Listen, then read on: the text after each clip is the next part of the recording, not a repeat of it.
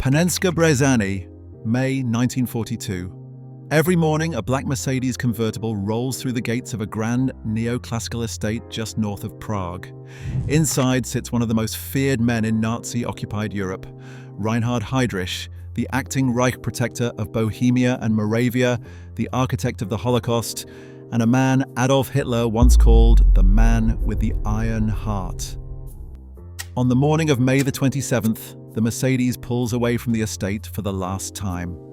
2 hours later, Heydrich lies mortally wounded in a Prague hospital, the victim of an assassination that will echo through history. But the estate he leaves behind, a stolen Jewish mansion transformed into a Nazi stronghold, faces a fate almost as strange as the story of the man who lived there. It is a tale of stolen art, communist seizure, decades of decay, and a question that lingers to this day. What becomes of a place marked by such darkness? The village of Panenské Břežany sits in the central Bohemian countryside, its name derived from the Czech word for virgin, a reference to the Benedictine nuns of St. George's Convent at Prague Castle, who first owned the land in 1233. The settlement grew slowly over the centuries, passing through various hands until the early 18th century, when the abbess of the convent constructed a Baroque palace on the site of an earlier fortress. This became known as the Upper Castle. A small chapel dedicated to St. Anne, designed by the famous Baroque architect Jan Santini Eichel, was built nearby between 1705 and 1707. The estate remained tied to the monastery until Emperor Joseph II dissolved the convent in the late 18th century, and the property was sold to a succession of private owners. In 1828, a German-speaking nobleman named Matthias von Riese-Stahlberg purchased the estate. Around 1840, he constructed a second building on the grounds, a neoclassical mansion in the French chateau style that came to be called the Lower Castle. The building featured elegant proportions, refined interiors, and what would later become its most distinctive architectural element, a monumental staircase in Art Deco style. When Matthias's descendants fell into debt, the property passed to the Prague Credit Bank in 1901. It seemed the estate might fall into obscurity, just another piece of Central European real estate changing hands among creditors and speculators. Then came Ferdinand Bloch-Bauer. Born in 1864 into a Jewish family that had built its fortune in the sugar industry, Bloch-Bauer was one of the wealthiest industrialists in the Austro-Hungarian Empire. In 1909, he purchased the entire Panenské Břežany estate, both castles, the chapel, and the surrounding parkland, for use as a summer residence. Ferdinand and his wife Adele, whom he had married in 1899, transformed the Lower Castle into a haven of culture and refinement. They renovated the interiors, commissioned fine furnishings, and filled the rooms with art. Ferdinand established an elementary school for the village children and sponsored improvements to the local community. For the farmers who grew sugar beets in the rich, loamy soil north of Prague, the Bloch-Bauers were benevolent landlords who brought prosperity and prestige to their quiet corner of Bohemia. Adele Bloch-Bauer was no ordinary society hostess. Born in 1881, she possessed an intellectual curiosity that drew her into the most rarefied circles of Viennese society. Her salon attracted celebrated figures, composer Gustav Mahler, author Stefan Zweig, and the Austrian symbolist painter Gustav Klimt. She was known for her elegant appearance and her narrow intellectual face. Among the prominent guests who visited Panenské Břežany, she was a captivating presence, holding court amid the gardens and drawing rooms of the Lower Castle. Between 1903 and 1907, Klimt worked on a commission from Ferdinand, a portrait of Adele that would become one of the most recognizable paintings of the 20th century. The finished painting, known today as Portrait of Adele Bloch-Bauer or The Woman in Gold, depicts Adele seated against a shimmering golden background, her pale face and hands emerging from ornamental patterns inspired by Byzantine mosaics. The work marked the culmination of Klimt's so-called golden phase and established Adele as one of the most iconic figures in early 20th century art. Adele died of meningitis in 1925 at the age of 43. Her death was a devastating blow to Ferdinand, who never remarried. In her will, Adele expressed a wish that Ferdinand donate the Klimt paintings to the Austrian State Gallery after his death, though legally the paintings belonged to Ferdinand, not her. He did not honor this request immediately. Instead, the portraits remained in the family, displayed in Adele's former bedroom in their Vienna home as a private shrine. Ferdinand continued to use the Panenské Břežany estate as a retreat from the growing tensions in Austria. The rise of fascism cast a shadow over Central Europe, and by the mid-1930s, the threat to Jewish families like the Bloch-Bauers was becoming impossible to ignore. After the Anschluss of March 1938, when Nazi Germany annexed Austria, Ferdinand fled Vienna. He stayed briefly at the lower castle in Panenské Břežany before escaping to Switzerland, where he would spend the rest of his life in exile. He left behind virtually everything: his homes, his businesses, and his art collection, including the two Klimt portraits that would later spark one of the most famous art restitution cases in history. The Nazis seized his Austrian assets under a fraudulent charge of tax evasion, claiming he owed 1.4 million Reichsmarks.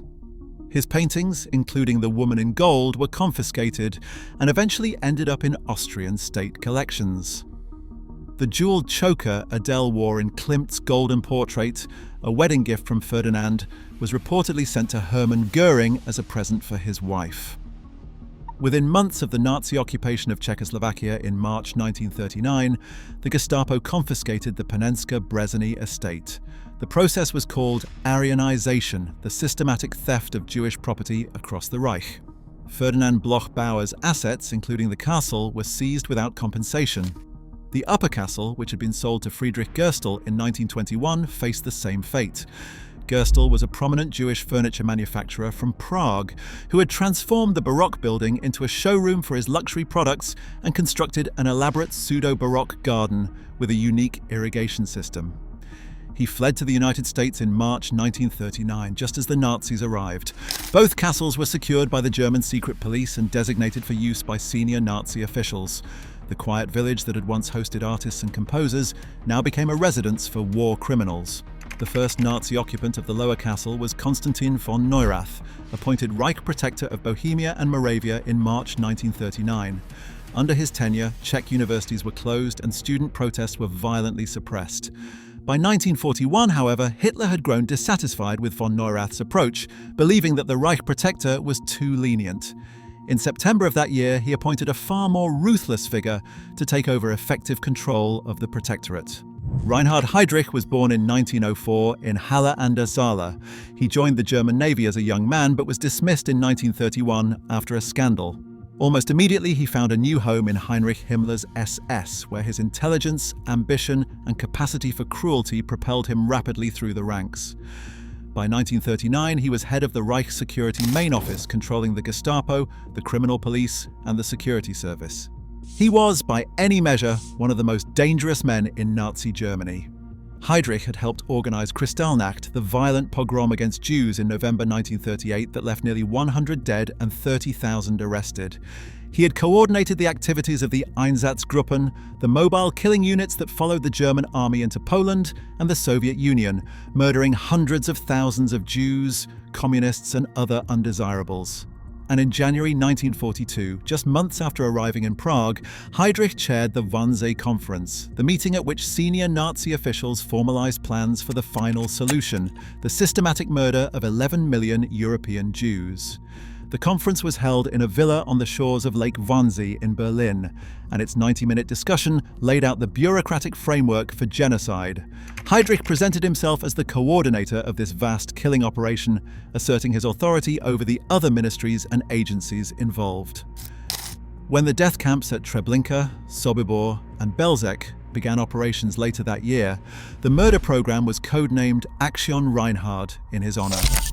Heydrich moved into the lower castle at Panenské Břežany with his wife Lena née von Osten and their three children Klaus, Haida, and Silke at the turn of 1941 into 1942.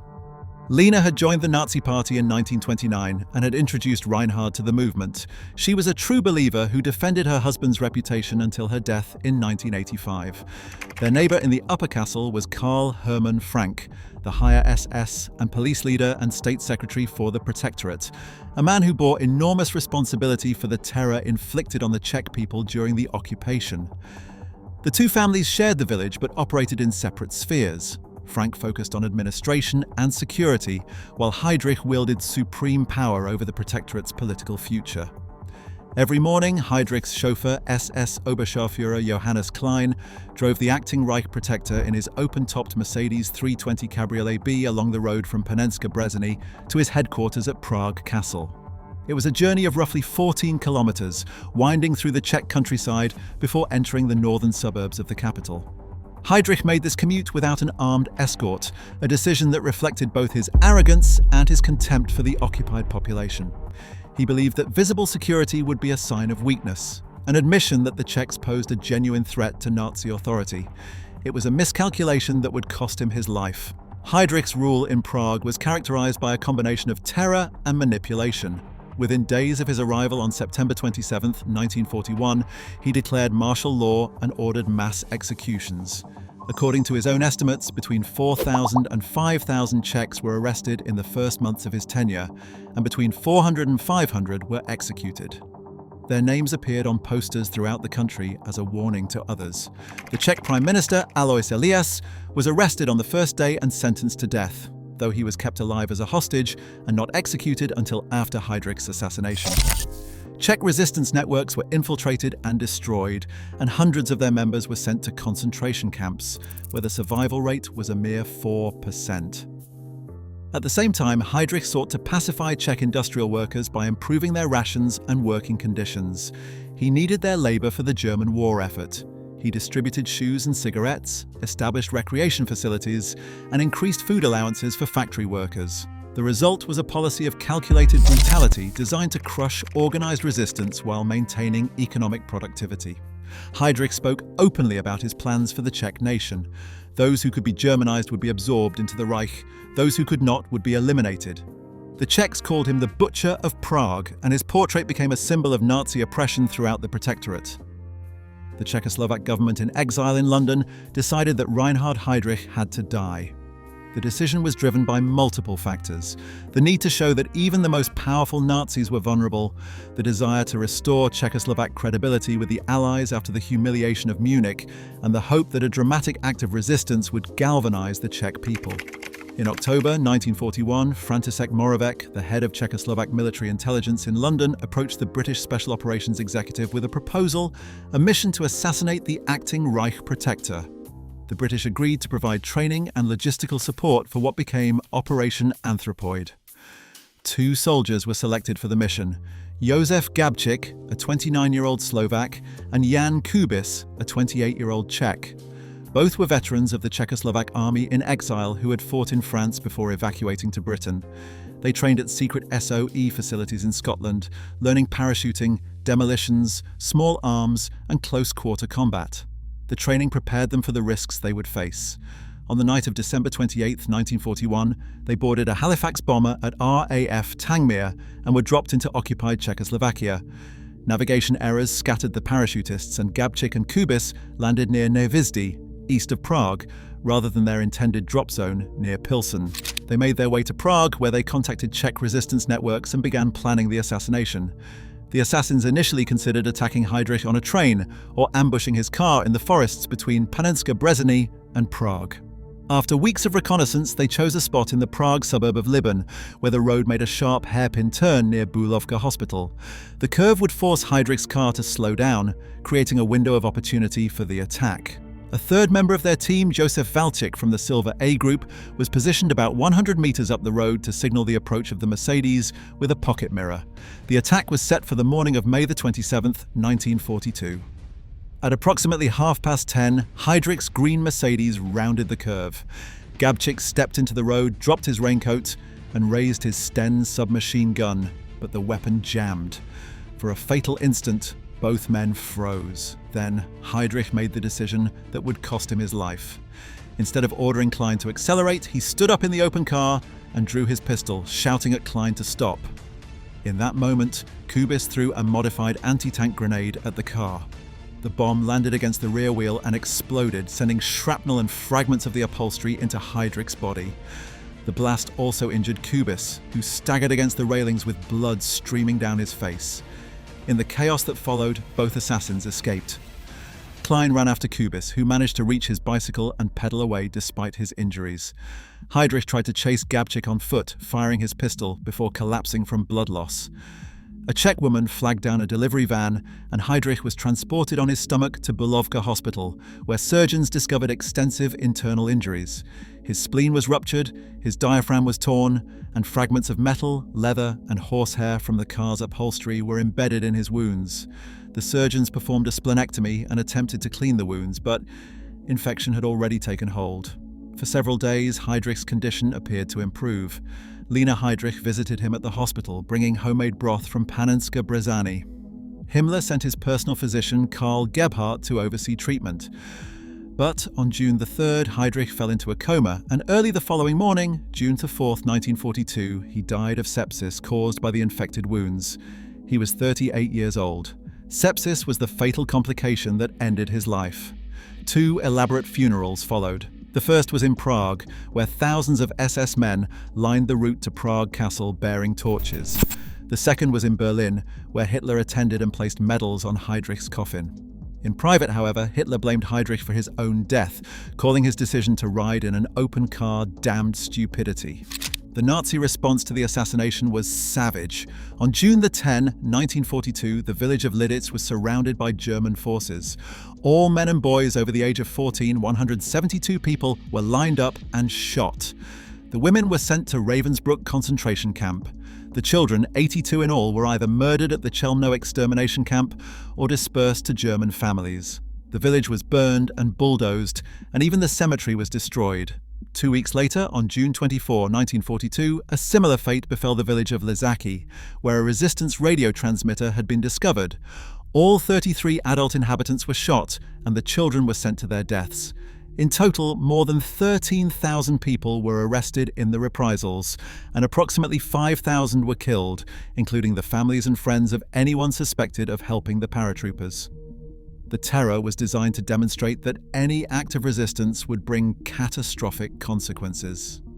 Gabčík, Kubis, and 5 other paratroopers took refuge in the Church of St. Cyril and Methodius in Prague's New Town. For 3 weeks, they hid in the crypt beneath the church, supplied by the local Orthodox bishop and priests. Then, on June 16, 1942, Karol Kurda, a resistance member, betrayed his comrades for 1 million Reichsmarks. On the morning of June 18, 1942, over 700 German soldiers surrounded the church. After hours of fighting and failed attempts to flood the crypt, the 4 surviving paratroopers turned their pistols on themselves rather than be captured. Operation Anthropoid remains the only successful assassination of a senior Nazi leader during World War II. Its consequences were profound and terrible. Thousands of innocent people died in the reprisals, the resistance movement was shattered, and the villages of Lidice and Ležáky were erased from the map. But the assassination also demonstrated that the Czech people were not passive subjects of the Reich, and it secured recognition of the Czechoslovak government in exile by the Allied powers. After the war, Britain and France repudiated the Munich Agreement and affirmed Czechoslovakia's pre-war borders. The names of Gabčík and Kubis became synonymous with resistance and sacrifice. At Panenské Břežany, Lena Heydrich remained in the lower castle with her children. In April 1943, Hitler issued a special decree granting the estate to Lena and her family in perpetuity, recognizing Heydrich's service to the Reich. The document described Panenské Břežany as Heydrich's beloved Schloss Jungfern Břechan and expressed the Führer's desire that the Heydrich family should always be associated with the property. A 4th child, a daughter named Marte, was born in July 1942, shortly after Heydrich's death. Life at the estate took on a grim character in the years that followed. In September 1942, Jewish prisoners from the Theresienstadt ghetto were assigned to work at Panenské Břežany, constructing what became one of the smallest satellite camps of the Flossenburg concentration camp. The prisoners laboured under brutal conditions, rebuilding the lower castle and tending the gardens that had once hosted Vienna's cultural elite. Lena Heydrich administered the estate with an iron hand, demanding that villagers give her the Hitler salute or face whippings. Staff members who worked at the castle called her Heydrichka among themselves. One servant, Helena Vovsova, secretly smuggled food and letters to the Jewish prisoners, an act of extraordinary courage that could have resulted in her death. Tragedy struck the Heydrich family again in October 1943. On the morning of October the 24th, Klaus Heydrich, the eldest son, was cycling in the courtyard with his younger brother Heider when he noticed the main gate was open. He rode out onto the road and was struck by a small truck driving past. He died of his injuries later that afternoon at the age of 10. Klaus was buried in the garden of the estate, a grave that would later become another complication in the property's troubled history. By early 1945, the war was clearly lost for Nazi Germany. Soviet forces were advancing through Eastern Europe, and the Third Reich was collapsing. On April 18, 1945, Lena Heydrich gathered her children and fled Panenské Břežany. Before leaving, she had the estate's rabbits, geese, and chickens slaughtered and cooked the meat to take with them. She shook hands with each member of the household staff and promised them pensions, believing she would return. She never did. The family travelled first to Bavaria and eventually to the island of Fehmarn in northern Germany, where Lena had grown up. Before her departure, the remains of Klaus were reportedly exhumed from the garden, though what happened to them afterward remains unknown. Lena would live until 1985, defending her husband's reputation to the end. She successfully sued the West German government for a pension as the widow of a police general killed in action, despite Heydrich's role in the Holocaust. When Soviet forces arrived at Panenské Břežany in May 1945, they found the estates abandoned. The upper castle was briefly used as an internment camp for German women, and it was frequently visited by Soviet soldiers. The lower castle became a headquarters for the Red Army until October 1945. After the Soviets departed, the Czechoslovak government took control of both properties. Ferdinand Bloch-Bauer, who had lived in exile in Switzerland throughout the war, died in Zurich on November 13, 1945, just months after the liberation of his former estate. His will left his entire estate, including the castle at Panenské Břežany, to his nephew and 2 nieces. But the post-war communist regime in Czechoslovakia had other plans. Under the communist government that took power in February 1948, the Bloch-Bauer properties were absorbed into state hands. The family's claim to the estate was ignored and no compensation was ever paid. This pattern repeated itself across Czechoslovakia as the new regime nationalized private property and suppressed any connection to the pre-war capitalist order. For the Bloch-Bauer heirs, the castle at Panenské Břežany became another piece of stolen property, first taken by the Nazis, then by the communists. Czech restitution laws enacted after 1989 required claimants to be Czech citizens. Maria Altmann, Ferdinand's niece, who would later become famous for her legal battle over the Klimt paintings, did not qualify. The beautiful gardens she remembered from her childhood summers were transformed into something unrecognizable, and no family member ever received compensation for the property. The 2 castles at Panenské Břežany followed different paths through the communist era. The upper castle was converted into a retirement home in 1957. The lower castle became the headquarters of a state precious metals research institute called Výzkumný ústav kovů. Industrial laboratories sprouted around the elegant neoclassical building. The Art Deco staircase and refined interiors were subjected to decades of institutional neglect. Throughout this period, the estate's dark wartime history was largely suppressed. The communist regime had little interest in commemorating individual Nazi atrocities, when its official narrative focused on collective anti-fascist struggle. The village of Panenské Břežany, home to roughly 500 people, carried on quietly. Older residents remembered the war years, but younger generations grew up with little knowledge of who had lived in the crumbling castle at the edge of town. Helena Vovsova, the servant who had smuggled food to Jewish prisoners, continued to live in the village until her old age. She eventually received recognition for her wartime courage from historians and the Jewish community, and a survivor wrote a book about her help called To Survive and Live. Meanwhile, the story of the Klimt paintings took a dramatic turn. After the war, the Austrian government claimed that Adele's will had bequeathed the paintings to the State Gallery. It was not until 1998 that journalist Hubertus Czernin exposed the truth: the paintings had been stolen. Maria Altmann, Ferdinand's niece, launched a legal battle that reached the United States Supreme Court. In 2006, an arbitration panel ruled that 5 Klimt paintings belonged to her. She sold The Woman in Gold to cosmetics heir Ronald Lauder for $135 million, and it now hangs in New York's Neue Gallery. After the fall of communism in 1989, the Precious Metals Institute at the Lower Castle was privatized. For a time, the company continued operations, but eventually it went bankrupt. By the mid-1990s, the Lower Castle stood empty and abandoned. For nearly 25 years, no one lived there. The perimeter walls remained standing and the roof held, but inside, the building deteriorated. Mold infected the cellars, tiles fell from walls, and bare wires dangled in hallways. The formerly manicured gardens became a jungle of weeds and overgrown trees. Villagers who remembered the pre-war era looked on with sadness as the estate crumbled. In May 2019, the Lower Castle was put up for auction as part of the bankrupt company's settlement. The anonymous buyer paid 39 million Czech koruna, approximately $1.7 million, for the 16-acre property. Local officials estimated that restoring the building alone would cost at least 100 million koruna, with strict heritage regulations governing how the historically listed structure could be refurbished.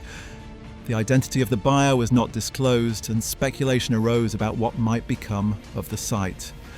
Some hoped for a hotel or cultural centre. Others worried about the challenges of restoring such a damaged property. The villagers expressed hope that the new owner would restore the gardens and open them to the public, as the Bloch-Bauer family had once done. The Upper Castle, by contrast, has undergone a very different transformation. In 2012, the Regional Museum Prague East acquired the property and began converting it into a memorial and educational centre. The result is the Memorial of National Oppression and Resistance, featuring an interactive exhibition called Crime and Punishment. The exhibit traces the history of Czechoslovakia from the Munich Agreement of 1938 through the Nazi occupation and its aftermath. Visitors encounter a replica of the pancrack guillotine used for executions during the occupation, a room shaped like a train wagon symbolizing deportations to concentration camps, and detailed presentations on Operation Anthropoid. A virtual reality experience allows visitors to witness the Heydrich assassination from the perspective of those involved. The contrast between the two castles is striking. The Upper Castle, where Karl Hermann Frank lived during the war, has been transformed into a place of remembrance and education, open to the public and carefully maintained. The Lower Castle, where Heydrich himself resided and where Jewish prisoners laboured in a satellite concentration camp, remains in private hands and largely inaccessible. The building that witnessed some of the darkest moments of the occupation, the daily departure of a man who orchestrated genocide, the presence of slave labourers in the garden, the burial of a child, stands silent and decaying behind its walls. Today, the assassination site in Prague has been transformed into a memorial. The hairpin turn where Gabčík and Kubis attacked Heydrich's car is marked by a monument unveiled in 2009. A 9-metre steel triangular prism supporting 3 figures with outstretched arms, 2 representing the paratroopers and 1 representing the civilians who helped them. The Church of Saints Cyril and Methodius, where the paratroopers made their final stand, houses an underground museum in the crypt where they died. A long mural by architecture student Jakub Marek depicts the entire story of Operation Anthropoid along a 200-metre wall near the assassination site. The story of Heydrich's villa is, in the end, a story of layers, each chapter of history depositing its own sediment on a place that cannot escape its past. It was a Jewish summer estate, then a Nazi stronghold, then a communist industrial facility, and now a crumbling monument to neglect. The same walls that sheltered artists and composers witnessed the planning of genocide. The same gardens that once bloomed with flowers became the site of a concentration camp. And the same village that remembers the woman in gold must also remember the man with the iron heart. What happens next remains uncertain. The Lower Castle may be restored as a hotel, a museum, or a private residence. It may continue to decay, but whatever its future, it will carry the weight of its history, a reminder that places, like people, cannot escape what has happened within their walls. The ghosts of Panenské Břežany are many. Ferdinand and Adele Bloch-Bauer, who built a haven of culture only to have it stolen. Reinhard Heydrich, who brought terror to an occupied nation. The Jewish prisoners who laboured and suffered in the garden. The paratroopers who gave their lives to kill a monster. Their stories are woven into the stone and mortar of an estate that stands today as a monument to the 20th century's darkest chapter and to the enduring question of how we choose to remember. If you found this video insightful, please like this video, subscribe, and hit the bell for more history. Thanks for watching.